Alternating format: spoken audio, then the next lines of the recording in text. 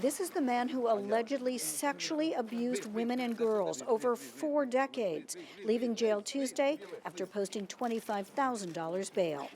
You think he was ever worried about being caught or exposed? He knew that we would not go against him. He was so powerful. Everybody respected him. Nobody said anything negative, ever. Mohammed Abdullah Salim is a renowned Muslim scholar, the founder of a religious school that attracts students from around the country. The Institute of Islamic Education in Elgin, Illinois, outside Chicago, is a boarding and day school for students aged 10 to 18. As criminal charges were filed Tuesday, so too was a civil lawsuit against Salim and his school, alleging sexual assault. We are here today to ask for justice. The suit on behalf of 5 people, 4 females, 3 of whom were children when they say Salim abused them, and a male who, as a young boy at the school, says he was abused by another school employee. There are 37 counts in all in the civil suit.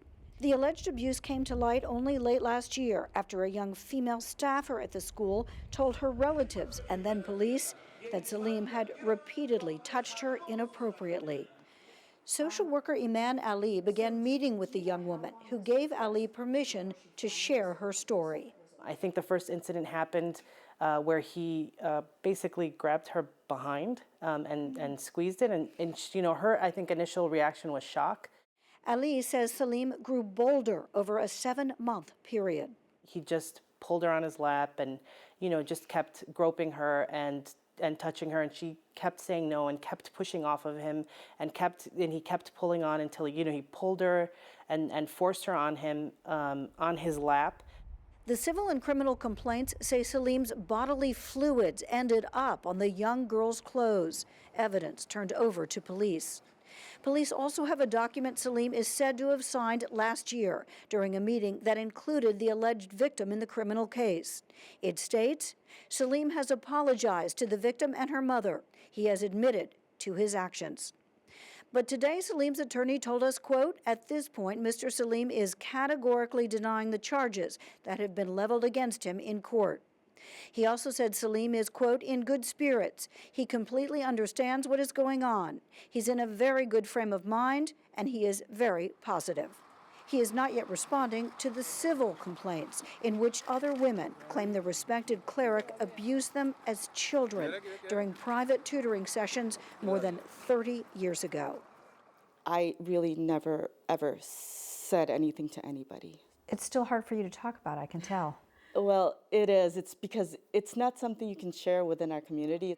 The women have asked us to hide their identities. They allege Salim touched them and forced them to touch him. Didn't disclose to anyone, my family members, no one. It was just those feelings that are going to stick with me for the rest of my life. In this most private of cultures, it is nearly unthinkable for victims to come forward.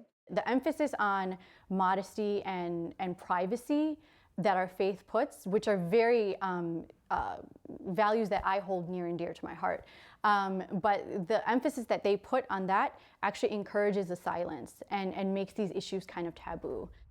The civil complaint alleges at least one teacher at the school was told of the abuse, but no one went to police. This civil lawsuit will hopefully also provide a fund of money available for victims to receive the kind of good mental health care that they need to get on with their lives.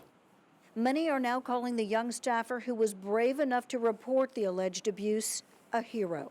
In the beginning, her family told her, this is going to ruin your reputation. The folks from IIE told her that you may never get married. There was a constant barrage of shaming and blaming her.